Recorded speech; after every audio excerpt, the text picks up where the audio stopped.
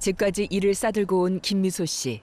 IT 업계에서 일하다 보니 건강은 늘 뒷전이었습니다. 과거에는 프로젝트 단위로 이제 일을 하다 보니까 프로젝트라는 게 또 오픈일 닥쳐서 또 야근이나 뭐 특근이나 이런 것도 주말 근무나 이런 것도 많기 때문에 스트레스도 굉장히 많고 육체적으로도 좀 힘들고 가정과 일을 같이 챙겨야 되니까 어려움은 있었죠. 어느덧 회사에서 인정도 받고 아이들도 훌쩍 컸습니다. 하지만 그 사이에 가장 소홀했던 건 건강한 식사였죠. 아침은 이제 출근하기 바쁘니까 걸리는 경우가 많고 그냥 커피 한 잔 먹거나 뭐 이렇게 하고, 점심은 이제 회사에서 찌개류나 탕류나 아니면 면류 뭐 이런 걸 먹게 되고, 저녁도 뭐 회식이 뭐 일주일에 두세 번 있었으니까 좀 소화가 잘 안 된다는 느낌? 좀 속 쓰린 느낌? 이런 게 있었는데, 그냥 저는 소화가 잠깐 안 되나 싶다 뭐 이렇게 그냥 무심코 지나갔던 거죠. 네. 점심엔 맵고 짠 음식을, 저녁에는 삼겹살이나 회를 먹기 일쑤. 먹을 땐 즐거웠지만 돌아서면 속이 쓰리고 더부룩해 점점 견디기가 힘들어졌죠. 그럴 때마다 미소 씨가 의지한 건 시중에서 쉽게 구할 수 있는 액상형 소화제. 어느덧 상자째 쟁여두지 않으면 불안할 지경이 됐습니다. 밥 먹고 나면 소화가 왜 이렇게 안 되지? 그래서 거의 뭐 하루에 뭐 이틀에 한 번 꼴로 활명수 같은 거 먹고.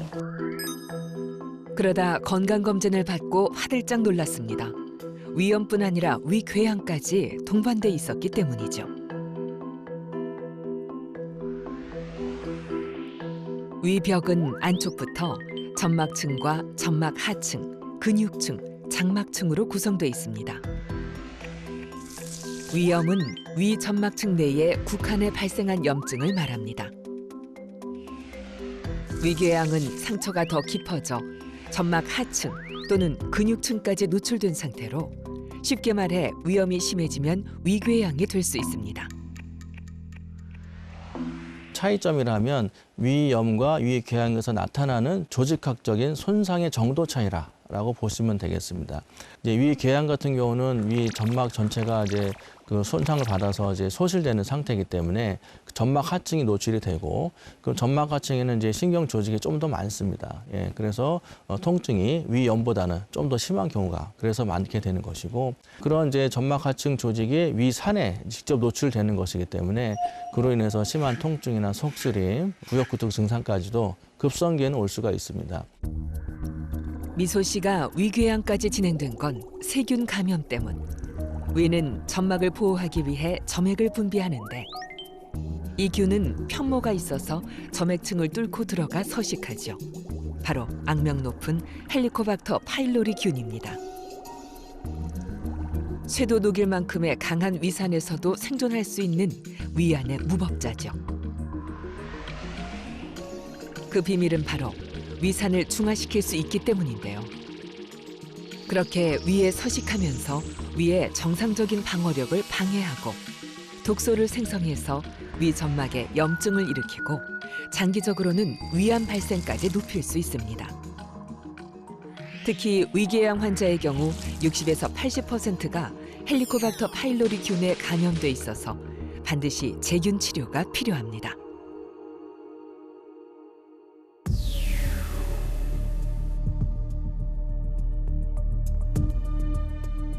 위염과 위궤양의 원인은 헬리코박터균 감염과 약물, 자극적인 음식 등인데요.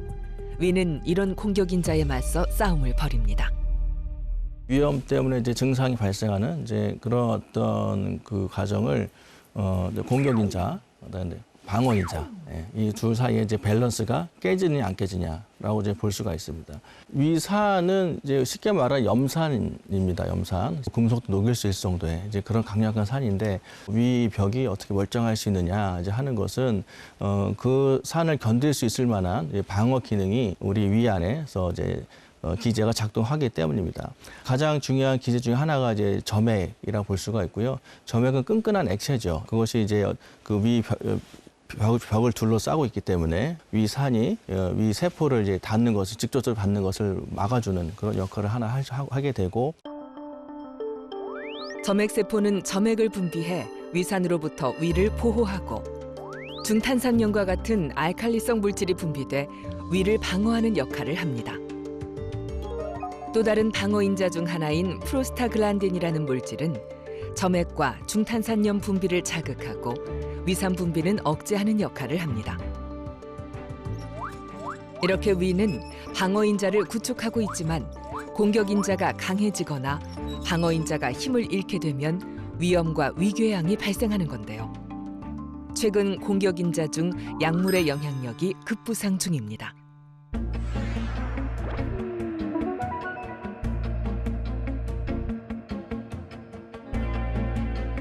술은 위염과 위궤양을 일으키는 주요 공격인자 중 하나입니다.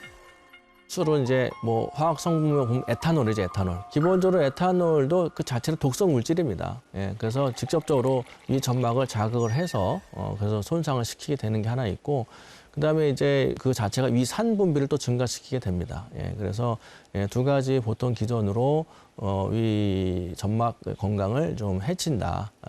그래서 위염, 위궤양 발생시킨다라고 얘기를 하고 있습니다.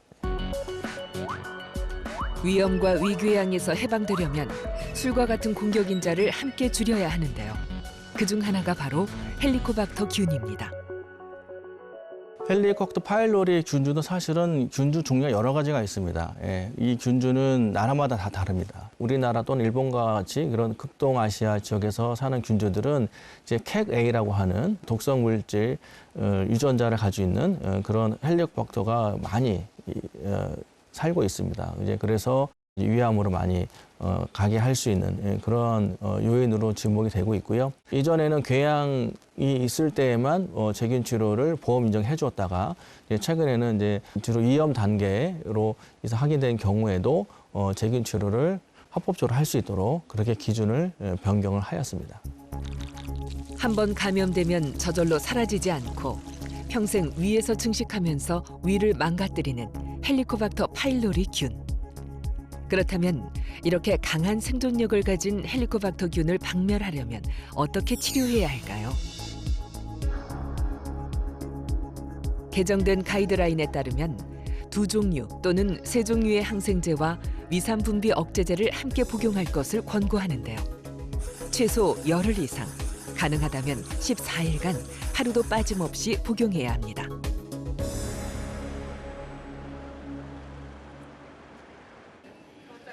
워킹맘 김미소 씨 기억하시죠? 헬리코박터 제균 치료약을 복용한 뒤 병원을 찾았습니다. 환자분 오늘 하실 검사는 헬리코박터균 윗속에 살고 있는지 보는 검사고요. 후 불어서 하는 호기 검사예요. 잡고 풍선 불듯이 후 불어주세요. 균 박멸 여부는 요소 호기 검사를 통해 이루어지는데요.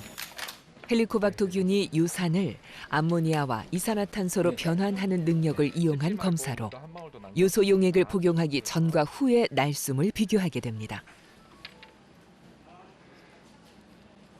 앞으로 20분 동안 생성될 공기하고 지금 불어놓은 공기하고 비교해서 하실 거예요. 그래서 만약 날숨에서 이산화탄소가 발생했다면 박멸되지 않았다는 것이고 반대의 경우라면 성공이죠. 미소 씨의 위에 염증과 궤양을 불러온 헬리코박터균은 박멸됐을까요? 요소 호기 검사를 하니까 거기서는 이제 균이 이제 음성으로 체크가 돼서 치료는 잘 되신 것 같아요. 네. 애초에 처음에 있었던 뭐 소화불량, 더부룩하다 이런 증상도 지금은 이제 사라지신 거고요. 네, 거의 없어요. 예, 예. 제균이 됐다는 소식을 듣고 너무 다행이다, 안심이 됐죠. 그럼 그때랑 지금이랑 증상은 좀 차이가 나세요? 훨씬 더 편해졌어요, 위가. 예, 밥 먹을 때도 훨씬 뭐 배가 좀 불편하다 이런 거는 생각 안 들 정도로 좀 편해진 느낌입니다. 최근 연구에서는 헬리코박터 제균 치료에 놀라운 효과가 보고되고 있죠. 헬리코박터 파일로리 감염에 의해서 이제 만성위염이 간 경우 그것을 오래 방치하지 않고 가능한 빨리 찾아서 재균출을 해주면 만성위염 단계에서 조직의 회복이 좀 더 일어날 수 있다라는 보고들이 최근에 발표되고 있습니다. 헬리코박터 파일로리 균 양성인 위궤양의 경우 그 경우에 재균 치료가 잘 되었다고 판단된 경우에는 그 상태 유지될 확률이 거의 90% 이상입니다. 위궤양의 재균 치료 효과는 재발을 획기적으로 낮추는 데 기여했습니다. 헬리코박터균 감염률은 40~50%대로 떨어졌지만 여전히 성인 2명 중 1명은 보균자인 셈. 타액을 통해 전염될 수 있기 때문에 가족끼리 찌개를 함께 먹는 것은 금물.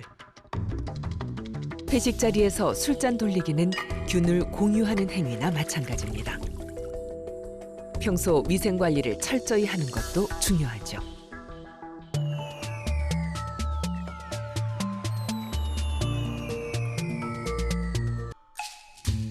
최근 먹방 크리에이터가 인기를 끄는 등 정말 남다른 위의 크기를 가진 사람들이 있나 의심이 되기도 하는데요. 지나치게 많은 음식을 먹는 건 위에 어떤 영향을 미칠까요? 정말 말리고 싶은 식생활 습관인데 이제 많이 음식을 드시는 것 자체로 인해서 위 안에 음식물이 존재하는 시간이 길어지게 되죠. 위 입장에서는 음식물이 많이 들어온 자체가 엄청난 스트레스입니다. 예, 그래서 그 스트레스로 인해서 위산 분비가 촉진이 아주 지나치게 될 수 있죠. 그러다 보면은 점점 위 점막이 손상된 정도로 깊어지게 될 것이고 기능적으로도 위가 점점 이제 확장이 되게 되면 위의 어떤 운동 능력에도 문제가 생길 수가 있습니다. 입에서 자꾸 당기는 맵고 짠 음식은 왜 위염의 주요 공격인자로 지목되는 걸까요? 이제 매운 음식 같은 경우는 그 자체가 이제 아주 강력한 자극이 됩니다. 위 점막을 자극을 해서 그래서 위산 분비를 아주 촉진시키는 직접적인 자극을 해서 직접 손상시키는 방식으로 매운 음식이 위 점막 건강을 해치게 되고요. 짠 음식은 두 가지로 말씀드릴 수가 있는데 먼저 짠 음식을 드시게 되면 위 점막이 약화가 돼서 위 바깥에서 위 점막 세포 안으로 어떤 독성 물질이 들어오는 길을 조금 더 쉽게 환경을 만들게 됩니다. 예. 또 하나는 이제 유사하긴 한데 위에 헬리코박터 파일로리 균이 좀 더 생착하고 위 점막에 부착하는데 좀 더 좋은 환경을 만들어주게 됩니다. 그래서 이런 간접적인 방식으로 짠 음식이 위 점막 건강을 해친다라고 알려져 있습니다. 바쁜 현대인들이 제때 식사 시간을 지키기란 쉽지 않습니다. 의외로 간과하기 쉬운 공격인자 중 하나죠. 불규칙한 식사 습관이 이제 생활화가 되다 보면 이 사람이 언제 밥을 먹을지, 언제 준비를 해야 될지 그 위 입장에서는 알 수가 없으니까 늘 긴장 상태가 되겠죠. 교감신경계가 더 우세하게 작동이 되면 위의 운동 기능이 떨어지고, 그다음 위산 분비는 증가하게 되고, 네, 이 두 가지만으로도 여러 심한 증상을 유발할 수가 있습니다.